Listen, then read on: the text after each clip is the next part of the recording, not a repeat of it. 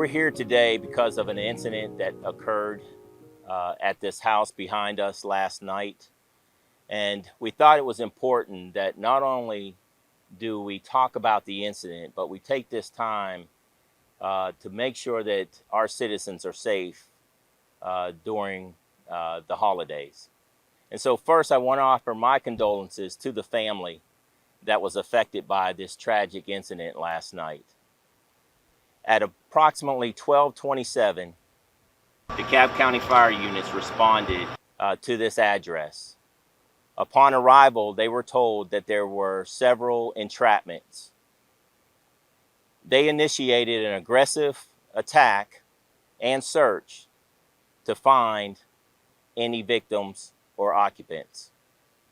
They located 4 victims who were removed from the home. One victim was taken by ambulance and later succumbed to their injuries. We also had 2 other individuals that were transported to the hospital. We had 1 person that was treated on scene. We've had 29 fires in December alone. We've had 11 fires since Friday. We know that there's 3 reasons primarily why fires start. 1 is because of unattended cooking. 2 is because of heating equipment. 3 is because of electrical malfunctions. And so what we want our citizens to know is how you can prevent those fires from occurring. When it comes to cooking fires, it's important that you do not leave that food unattended. At all times, there should be somebody watching that pot. When it comes to heating devices, it's important that you have your furnaces serviced. That if you use a space heater, you give that space heater spaced at least 3 feet. That you do not use a space heater as your primary source of heating. Electrical malfunctions. Make sure that you're not using extension cords. You're not overloading them or outlets. It's also important for us, and why we have all these folks here today is because we're going to canvass this area. But it's important for us to tell you that the number 1 defense from a fire that occurs in your home will be a smoke alarm, an operating smoke alarm. Interesting fact, 50% of all the fatalities that occur in homes occur between the hours of 11 p.m. and 7 a.m. Let me repeat that. Those fires occur between the hours of 11 p.m. and 7 a.m. 50% of the fire deaths occur during that time. So this device right here that we are going to give out, we're going to distribute throughout this community, is that lifesaver. I ask you to also take care to have an exit plan out of your home. It's important that you know a way out, more than one way out of your own home. And if you use burglar bars, that doesn't become a hindrance that traps you in your own home. So with that being said, I'm going to give a number for those citizens that may not live in this direct area that they can receive a smoke alarm. That number is 404-587-6318. I'll repeat it, 404-587-6318. We will not only bring you that smoke alarm, but if necessary, we will install it. Thank you. Chief, can you say what started this fire and the smoke detectors in the home, and how the people who live here were alerted to the fire? So the fire itself is still under investigation. We are not sure how the residents, because we know of 2 that were in the house, how they were alerted. We do know that the call did not come from this home. The actual call came from one of the other residents who may have saw the fire itself. And early on, you don't know if there were working smoke detectors in the home? We do not know if there was working smoke detectors. That's correct. Good morning.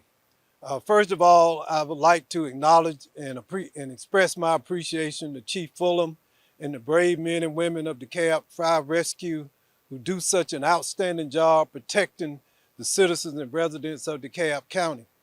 I would also like to express my condolences to the family who suffered this great tragedy this morning. And as a matter of fact, we have two members of the family here, the Ziegler brothers. This home belongs to their grandmother. And I want to say to them that we will do whatever we can to support you and your family as you try to overcome the challenges that you face. You have our number, you have my number, and please reach out. Young Mr. Ziegler here actually worked at DeKalb County government in our summer youth program. And he's a great artist and photographer. And we love you so much, and please express that to your family. Finally, this morning, one of the burdens or the realities of being CEO, whenever there's loss of life in a fire, Chief Fulham contacts me directly through text and email. So this began early this morning. And then about 6:30, 7 o'clock, I was talking with the chief, and he was recounting the horrific loss of life that occurred here at this location. And during the conversation, we decided that we should mourn those who've lost, celebrate their lives, but also take affirmative steps to try to save lives still living, to do whatever we can to spread the word about fire prevention, to let citizens in DeKalb know the resources we have available, and to try to make this holiday season as safe as possible for all of our citizens. 29 fires in the month of December, and we're just halfway through the month. So thank you, Chief Fulham. Thank you for the men and women who serve with you. Thank you for these men and women who will now canvass this community and every community who is without a working smoke and fire detector. We want to be there for you and to serve you. And I want to thank the members of the media for being here who can help us spread the message, to be safe, to take preventive steps, and to call us if you don't have a smoke detector so that we can get one to your home as quickly as possible. And once again, to the Ziegler brothers and your family, we love you. And we're just going to continue to put our arms around you. I ask if you would like to say something, you can. Feel free to do it. But we love you and we appreciate you, and let your grandmother know that we'll be standing with you throughout this tragedy. Would you like to say something?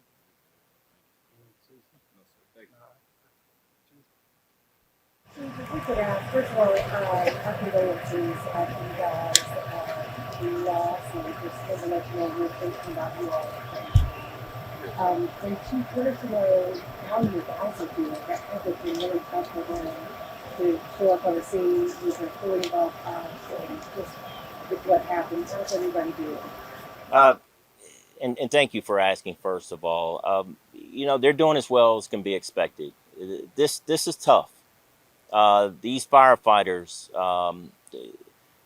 the number one job and the reason why they do it is to save people. And anytime they show up on a scene like this, where they know that the tragedy has already occurred in many cases, and that in most cases it's going to be recovery, it's tough. And I was out here last night, and I'll tell you one thing I was most proud of is when I watch the firefighters work. They're very aggressive about what they do. But when it came time to deal with these ones' loved ones and removing them, they did it with respect. They took their time, and they really understood that moment for the family that was standing right where you are in many cases. And so I thank you for asking that question. can you tell us an update on how the people who did survive are doing? How many are still in the hospital? And I know from talking to the family that there was one of the loved ones that was pregnant. Can you just kind of update us on some of those? Yeah, so I did have an opportunity, if you don't mind, just to speak about their grandmother who is in a hospital who did receive burns. And they were saying that she's doing well. And I was glad to hear that she is. She did receive second and third degree burns, but she's doing well. She's the only one in the hospital at this time.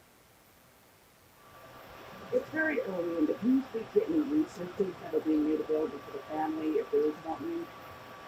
Yes, I can speak to the fact that we were just having this conversation, and we're going to love on them. I mean, these two individuals right here, one of them mentioned they wanted to be a firefighter. And, I hope that happens. I hope that happens. But we're going to be here for the family. We're going to support them. I spoke with a spokesperson for the Red Cross, and they, of course, have a good relationship with you guys, and your firefighters already put them in touch with the family, and they're working on that. Can you talk about how people watching this can help? I mean, is that a good resource for people to go to? I know they can't specifically allocate money to any particular family, but can you talk about the Red Cross and how those donations can be used to help you guys help them? Yes, the Red Cross are our partners. They weren't out here last night, but they were ready to come. And anytime that we have an incident where there's a family that's displaced, they show up on the scene. They will assist those families in at least having a place to stay that night if need be. There are certain resources that they can offer. So if I can, yes, I would recommend it. If you have a place that you would like to put some dollars, that's a good place. The Red Cross, they are truly a partner. Thank y'all so much. I want our communication staff will be sending out a press release with fire safety tips. And I can't dictate, but I can beg and ask that you will include some of that information in your reporting on this story. We will save lives if you do. So thank you. I also want to acknowledge Mr. Pat Bailey. He's our medical examiner who's standing with Chief Fulham and his command staff. But thank y'all so much.